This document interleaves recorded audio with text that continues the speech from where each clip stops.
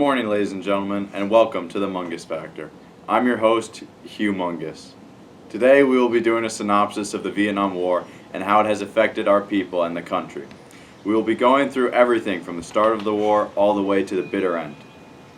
We have multiple people being interviewed about their experience in this troubling time for Americans. First off, we have a clip of former President Lyndon B. Johnson when he addressed the press in the midst of the Vietnam War. Hello everyone, it is President Lyndon B. Johnson here, and I have a message that I need to address to all U.S. citizens. To stop the spread of communism in Southeast Asia, the United States has been using its military to support South Vietnam. The leader of the Communist Party, Ho Chi Minh, has sparked many revolts. If I let the communists take over South Vietnam, then my nation would be seen as an appeaser, and we would find it impossible to accomplish anything anywhere on the entire globe. Congress approved my request to take all necessary measures to repel any armed attack against the forces of the United States and to prevent further aggression, adopting my Tonkin Gulf Resolution, granting me broad military powers in Vietnam. The first action I intend to take in the era of the Tonkin Gulf Resolution is Operation Rolling Thunder, where I aim to prevent aggression from communist North Vietnam. We all hope this savage aggression ends soon. Thank you for all who have tuned in. In February 1965, Operation Rolling Thunder propelled the U.S. involvement in the Vietnam War. By June 1965, 50,000 U.S. troops were fighting the Viet Cong in Vietnam. Next, we have a man who served in the Vietnam War who just arrived home last week, Sergeant John Jackson. Hi, I'm John Manning, and I'm with Sergeant John Jackson. G'day, sir. Thank you for your service. Can I ask you a few questions about Vietnam? Of course, sir. All right, first question. How was William Westmoreland as a general? William Westmoreland underestimated the Vietnamese and claimed that we won every battle. With your advantage in weapons against the Vietnamese, how did you guys struggle so much? Those crazy rice farmers were so comfortable in their environment and we were alien to it. With their knowledge of the environment, we were left clueless. Were the Vietnamese sneaky or reckless in war?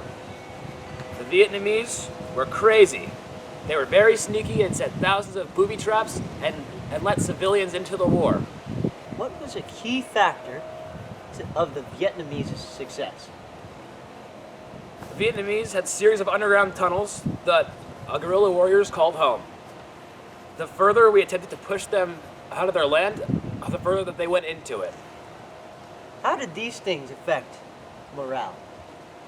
Well, due to the brutal conditions and unsuccessful attempts at getting ahead of the enemy, it really took a toll on the troops.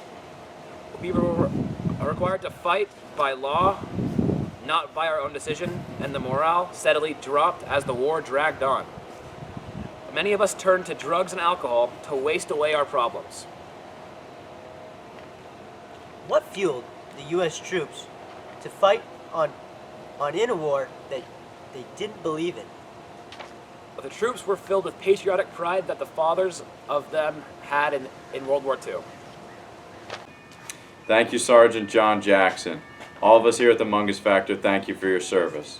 We'll be right back after the short commercial break.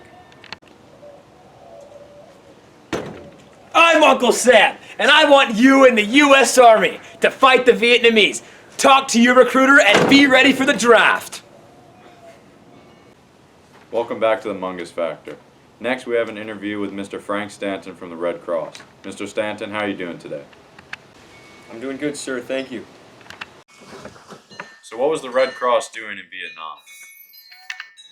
Vietnam? We provided entertainment and supplies to the soldiers, as well as boosted their morale and gave them a little sense of what it was like back home. So, Mr. Stanton, what was your role in the Red Cross? I was a field counselor out during the time, and I helped provide counseling to servicemen dealing with personal and family problems, and as well as communications back home. Could you tell me a little bit about the SRAO, please? The SRAO is the Supplemental Recreational Activities Overseas, and they mainly just provide entertainment to the soldiers who are feeling homesick. What kind of entertainment did the SRAO provide? They provide games, quizzes, musical performances, and serve refreshments, and do a lot of entertaining things like that. And about how many troops did the Red Cross help out on average? We helped out a little over 300,000 troops a month on average, and we helped pay for over 100,000 communication letters back home. All right, Mr. Stanton, thank you so much for joining us. Thank you very much. Next, we have an interview with politician Mr. Reginald Bingus. Mr. Bingus, how are you doing today? I'm doing just fine, thank you. So I'd like to ask you a few questions about 1968 during the war. We know many things happened during 1968 in Vietnam and back here at home, and I'd like to know what's your take on those events. Well, a lot happened during '68, for instance, the assassination of Robert Kennedy, anti-war protests, minds changing at the White House, the Tet Offensive. There were so many things that made it a crazy year. What do you think about the days of loss and rage? Kennedy deciding not to run, Eugene McCarthy stepping up for the Democratic Party to run against Johnson and try and end the Vietnamese War. When McCarthy gained 42% of the vote in March and Johnson only gained 48%, this inspired Kennedy to run for president. However, Johnson shocked the nation when he announced his new plan to bring an end to the war. Then, afterward, Johnson shocked the nation a second time by resigning from national politics altogether. And how did the people react to all these events going on?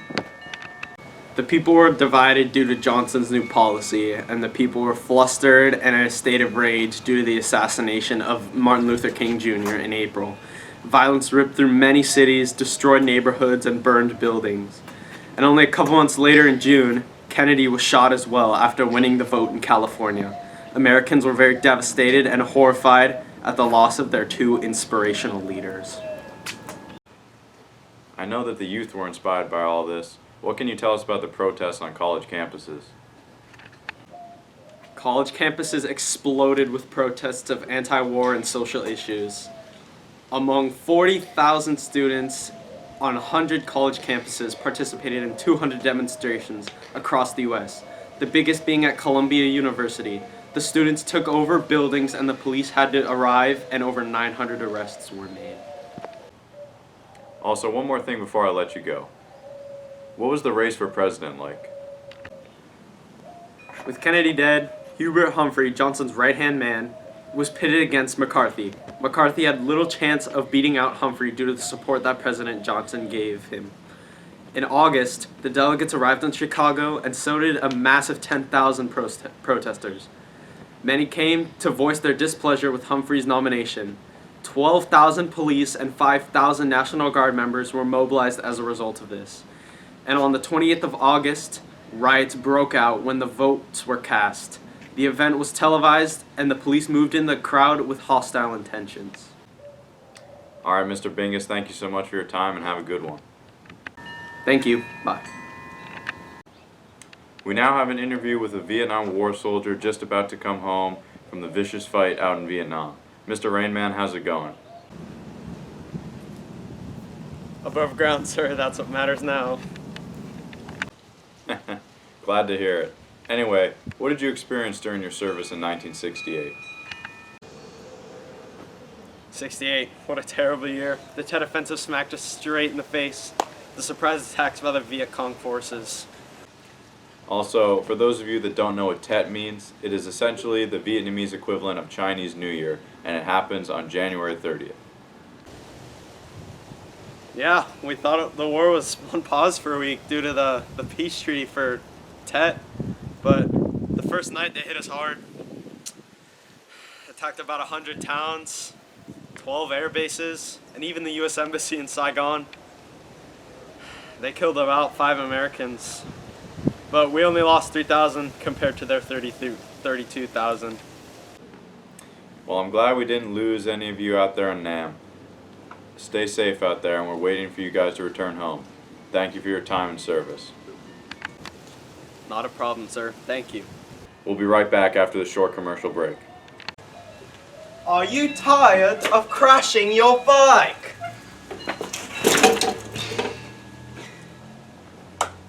Please call 1-800-653-7825 to get your moped today. And finally, we have filmmaker Mr. Ken Burns joining us to tell us about the end of the Vietnam War. Can you describe some of the major events towards the end of the war? At first, President Richard Nixon assured the Americans that he will get the U.S. out of Vietnam. Together with Henry Kissinger, National Security Advisor, Nixon made a plan for the gradual withdrawal of U.S. troops from Vietnam called Vietnamization.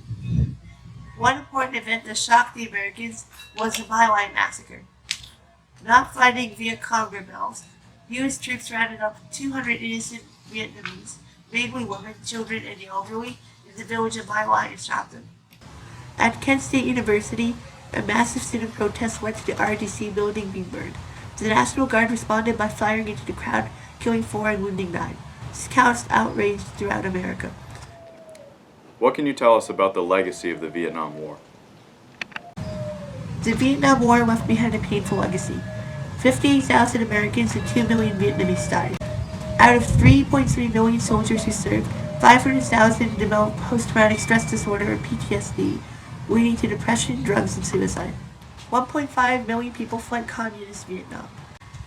In the U.S., Congress passed the War Powers Act in November 1973, placing limits on the president's powers. It stipulated that the president must inform Congress within 48 hours of sending forces into a hostile area without a declaration of war. Americans have become more cautious about foreign policy decisions that may involve sending troops to intervene in other nations' affairs. Alright, that's all we have today on this special edition of the Mungus Factor about the Vietnam War. We thank you all for joining us and we hope to see you next time. And remember, you always get more with the Mungus Factor.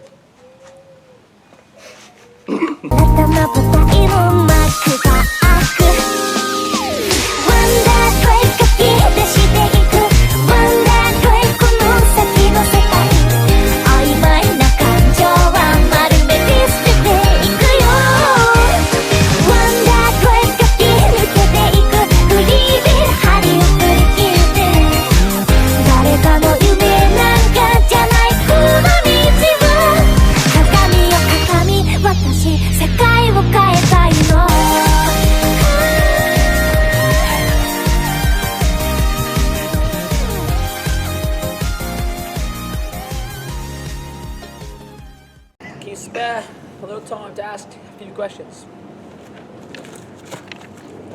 Thank you. I appreciate it. And yes, I don't mind answering a few questions. How was William Westmoreland as a general? Westmoreland underestimated the Vietnamese and claimed that we won every battle. Hi, I'm John Manning, and I'm here with John Jackson. Vietnam vet. Good day, sir. I just wanted to say thank you for your service. Can you spare a little time for me to restart? And welcome to the Mungus Factor. I'm your host, Hugh Mungus. Today we will be doing a... Good morning, ladies and gentlemen, and welcome to the Mungus Factor. I'm your host, Hugh... Okay. Is everyone... Good morning, ladies and gentlemen, and welcome to the Mungus Factor. I'm your host, Hugh Mungus. Max, come on, bro!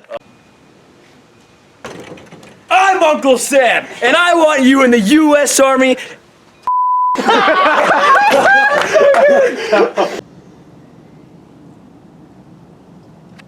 Oh, you gotta point to me, bro. Hi, I'm John Manning, and I'm here with Josh Jackson. Good day. Alright, that's all we have today for the Mungus. Logan Paul is now homosexual. With their knowledge of the area, we were clueless of what. I'm legit doing everything right, and you're messing it up. Yeah, the script I flipped up. Don't touch anymore. I'm in control of them now. Alright, that's all we have today on this special edition of the Mungus Factor about the Vietnam War. We thank you all for coming out and joining us, and we hope to see you next time. And remember, you always get more with the Mungus Factor.